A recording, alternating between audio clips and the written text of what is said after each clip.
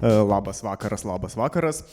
Aš baisus plepys, man čia laiko atrodo labai mažai, tai aš iš karto pradėsiu apie savo istoriją, kuri įvyko gūdžiais laikais, 2017 metais, čia dar prieš COVID-ą, tai va taip senai, kai aš jau ne visai pienburnis būdamas, pamečiau darbą ir mergą ir nežinojau, ką čia man toliau veikti gyvenime ir sakiau, einu į kokį tais nuotykį.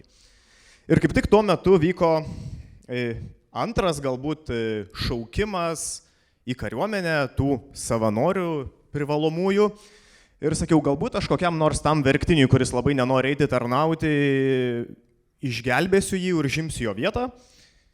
Ir taip susidėliojęs mintis, sugalvau, kad eisiu į tą 9 mėnesių savanorio tarnybą. Atiduosiu duoklę valstybei, kuri man suteikė ne vieną diplomą, sakykime netgi taip. Ir va, kadangi buvau jau per senas, kad mane priverstinai kviestų, tai čia kaip ir sakiau, mano altruizmas veikia šitoj vietoj. Tai gruodžio mėnesį, prieš žiemą, kad sunkiau būtų, nes taip smagiau, pradėjau tarnybą Algirdo batalione. Ir pirmi 3 mėnesiai yra gan paprasti, bazinis karinis rengimas, po kurio gauni savo pirmą laipsnį ir ten toliau tie pusę metų laukia. Per tą bazinį karinį rengimą aš sužibėjau kaip labai nepaklusnus, autoriteto nesuprantantis, per daug pizdėlinantis, bet labai gerai fiziškai pasiruošęs, toks jaunesnysis eilinis. Ir sako, vat dabar jau gali rinktis, ką toliau veiksi tą pusę metų po to bazinio rengimo. Tas žodis rinktis tai labai sąlyginis, nes realiai yra 2 variantai. Arba praeini žvalgų atranką, arba lieki tarnauti pėstininku. To aš tai atranką žinoma tikrai taip, pirmų numerių užsirašiau, nes teoriškai aš čia to ir atėjau savo kiaušų dydžio matuotis prieš Lietuvos kariuomenės personalą, nes jausdamasis toks labai gerai fiziškai pasiruošęs, būdamas alpinistas, bėgikas, man buvo labai įdomu pažiūrėti, kogi čia tie didūs vyrai mūsų šalį gina ir kaip aš prieš juos lygiojuosi. Tai užsirašiau į tą atranką, atranka trunka parą laiko ir ten visokių mums iššūkių duoda. Ir pirmas iššūkis žvalgų atrankoje yra baseino užduotis. Uždeda maišą ant galvos, užveda ant 5 metrų bokštelio, sako šok į vandenį. Šoku, viskas gerai. Tada sako pranerk 25 metrus, neišnėręs, praneriu, nebėda. Tada sako nerk į dugną ir pagulėk. Neriu, paguliu. Tada sako praplauk 300 metrų. Ir atsimenu tokį dalyką, kad plaukt man kažkaip taip visgi ir nepavyko išmokti per gyvenimą normaliai, nors aš šiaip Elektrėnuose augęs, po 2 kartus mariose maudinamasis kiekvieną dieną vasarą. Nu ir aš ten plaukiu, tiek kiek man išeina, žiūriu, kad jau visi kiti atrankos dalyviai iš to baseino išlipę, praplaukia viską, o aš kažkur pusiaukelį ten skęstu beveik. Nu tie žvalgai ištraukė mane literaliai iš baseino, sako, ačiū, atranka tavo baigėsi, laisvas. Aš ten kosėdamas, vos kvapą atgaudamas, pradedu cituoti bataliono vadą, kuris mums prieš atranką sakė, nesvarbu, ko karys nemoka, svarbu, kiek yra motyvuotas išmokti. Tie žvalgai susidairė, ai, sako, dabar neiškritai, paskui iškrisi, ką tu čia toks silpniukas, kur net plaukt nemoki. Nu tai, little did they know, kiek aš užsispyręs galiu būti, ir kad sekančios atrankos dalys tokios kaip naktinis orientacinis, mazgų rišimas, alpinistas, atminties tikrinimas, po paros nemiego ir panašus dalykai, nu, man buvo visiškai easy. Ir aš literaliai 1 numeriu praėjau tą atranką ir jau sekančią savaitę pradėjau savo tarnybą Algirdo bataliono žvalgybos būry.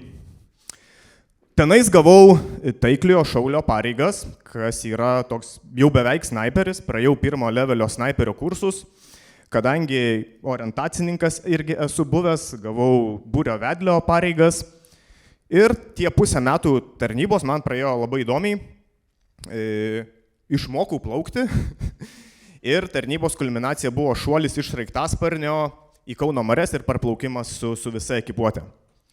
Nu ir eina jau čia ta 9 mėnesių tarnyba į pabaigą, aš galvoju, ką čia man reikės toliau gyvenime veikti. Ir kariuomenė visus labai agituoja pasilikti profesinėje karo tarnyboje, o ypač žvalgus, kadangi dėl atrankos jie tų kandidatų labai daug neturi. Ir aš taip visai jau svarstau šitą variantą, nes aš čia kaip ir pasirodo labai tinku. Ir tada sulaukiu dar vieno įdomaus pasiūlymo – sudalyvauti snaiperių atrankoje. Kadangi turiu pirmo levelio snaiperio kursą praėjęs, jie ten šiaip šauktinių nekviečia. Nu, žinoma, davai, žiūrim, ar į šitus batus mano kiaušai tilps. Nu ir tilpo, pasirodo, aš ir snaiperis galiu būti. Atranka ten ilgesnė, sudėtingesnė, 3 paros, praėjau, pasiūlymą iš jų gavau. Nu ir aš čia pradedu galvot. Jeigu aš galiu būti žvalgas, jeigu aš galiu būti snaiperis, tai gal aš dar kas nors galiu būti. Ir tada prisimenu savo tokią vaikystės, paauglystės svajonę, kad egzistuoja tokios specialių operacijų pajėgos. Ten iš filmų žinom visokius Navy Sealsus, bet ir lietuviai kažką panašaus turi. Susirandu kažkokį numerį, skambinu į specialių operacijų pajėgų štabą ir sakau, labą dieną, aš šauktinis, noriu būti sopas, gal jūs man atranką suorganizuosit? Ten tokia mergina atsiliepus nusijuokia, sako, kas čia vyksta? Nu, aš jai čia papasakoju visas motivacijas spinduliuodamas ir savo iškalbos dovaną pasitelkęs. Įkalbu juos, kad atvyktų pas mus į batalioną pasižvalgyti. Prižadu, kad aš čia ne vienas toks ir tokių mūsų motyvuotų karių yra daugiau. Ir sulaukiam tos dienos, kada pas mus į batalioną atvažiuoja SOP pareigūnai pasidairyti. Prikalbinęs tuos kelis šustresnius draugelius, atsivedu juos ir į tą tokią pirminę atranką, skryningą ateina mes 8. Ten toks motyvacinis pokalbis, geros valandos, 1,5 ilgio ir šitą pokalbį mes praeinam 5.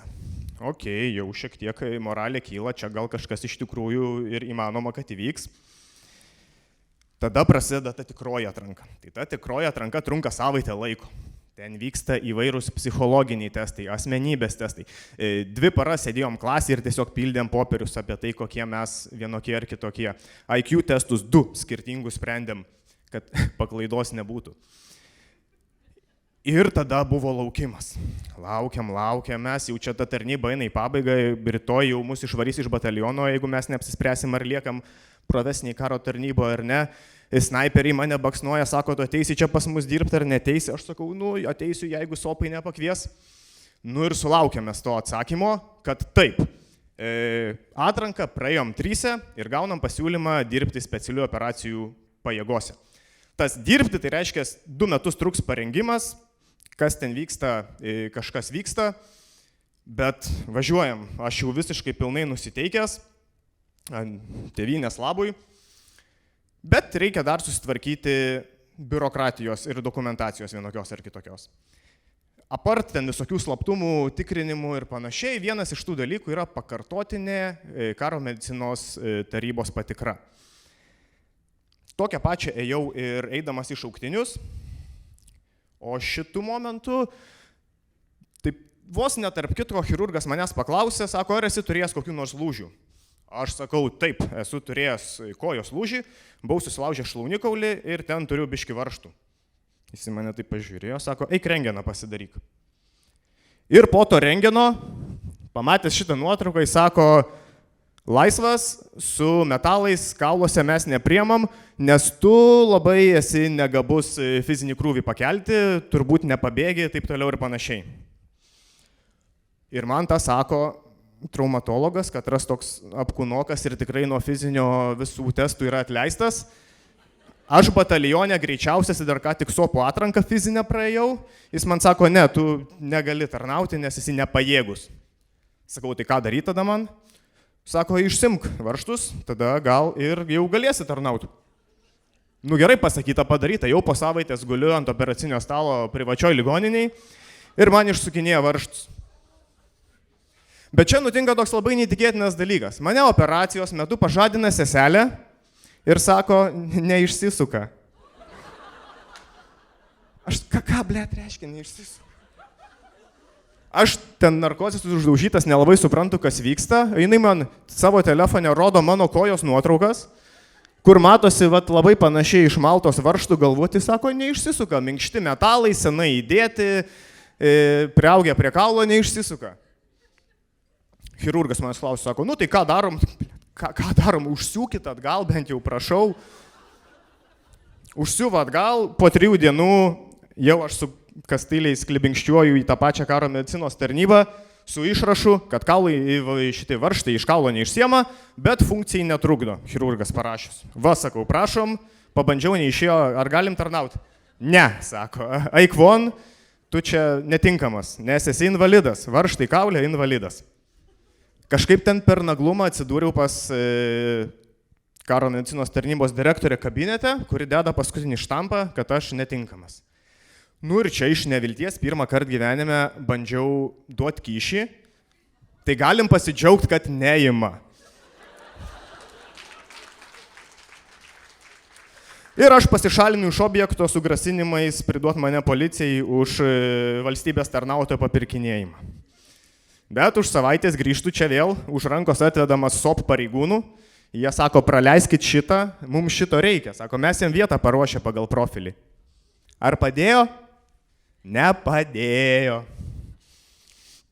Tada dar mane SOPai nuveda pas šustriausią Lietuvoje chirurgą, kuris labai paprastai pasako, sako, galim laužyti kaulą iš naujo, išimtos varžtus, bet kad ta koja vėl taip pat gerai sugis, nu toks 50-50.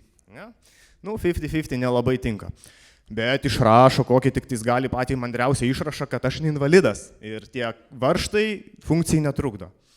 Nu, o dėja rūpi funkcija, nerūpi funkcija, rūpi statutas.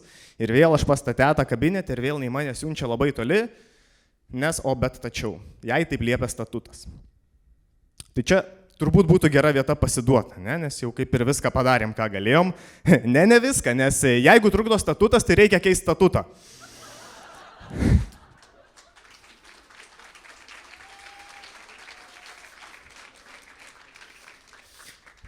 Ir jau be ramentų, nes jau biškai jau takoja man vėl veikia, beveik per Kalėdas, čia už mėnesio laiko, aš jau beldžiuosi į krašto apsaugos ministro kabinetą, spaudžiu tuometiniam ministrui Karobliui ranką ir dėstau savo situaciją, kad va, aš motyvuotas karys, o dėl 96 metų statuto aš mat netinkamas tarnauti, nes statutas sako, kad aš nepabėgu.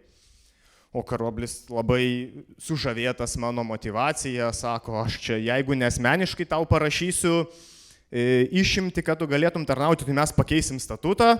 Jam antrina jo patarėjas kariniais reikalais panašiais majoras ir sako, lauk, tikrai tarnausi. Labai gerai, aš skambinu SOPam, sakau, nu čia gal ne rytoj, bet kažkada aš jau pas jūs atvyksiu. Jie sako, gerai, mes tau vietą laikom, labai tu mums reikalingas, nes mokysiu virvėm elgtis alpinistas būdamas, tai ir mus visus išmokysi. Nu ir aš skambinėjau kas savaitę į krašto apsaugos ministro kanceliariją. Ir kas kart vis tą patį girdžiu, ilgai laukęs, dar palauk, ministras dirba labai užimtas, labai stengiasi ties tavo klausimų, bet kažkas bus. Gerai, man pasakė kažkas bus, vadinasi taip ir bus. Ir taip praėjo pusę metų. Tuos visus pusę metų aš labai laukiau, labai tikėjausi, jokių darbų rimtų nesijėmiau, daug sportavau, nes aš kitoj SOPas būsiu, tai man labai reikia. Ir sulaukiau. Maždaug per Velykas gaunu iš krašto apsaugos ministro laišką, kur sako, neišeina statutą taip greit pakeisti, pasirodo, aš tau negaliu asmeniškai lieptai tarnauti prieš įstatymus, tai kažkada gal kažkas bus, bet nieko aš tau pažadėti negaliu, ačiū, viso gero. Nu tai čia mano kelionė link šitos savo svajonės būti labai alfa ir pasibaigė. Paskutinį kartą susisiekiau su specialių operacijų pajėgų personalu, pasakiau, kad manęs nebelauktų, padėkojau, jie man irgi padėkojo. Ir tiek, dar tuo metu svarsčiau ir tą alekojos laužimo variantą, bet turbūt, kad gerai padariau, kad taip ir nepadariau. Nu ir būdamas invalidas, aš savo toliau gyvenu savo gyvenimą, gerinu savo maratonų ir pusmaratonių rezultatus, bėgioju iki 100 km per savaitę ir galvoju, kada čia šitos invalidas pasijausiu, taip dar ir nesulaukiau. Tai va tokia ta mano istorija, ir aš net į laiką tilpau, baisiai savim didžiuojas.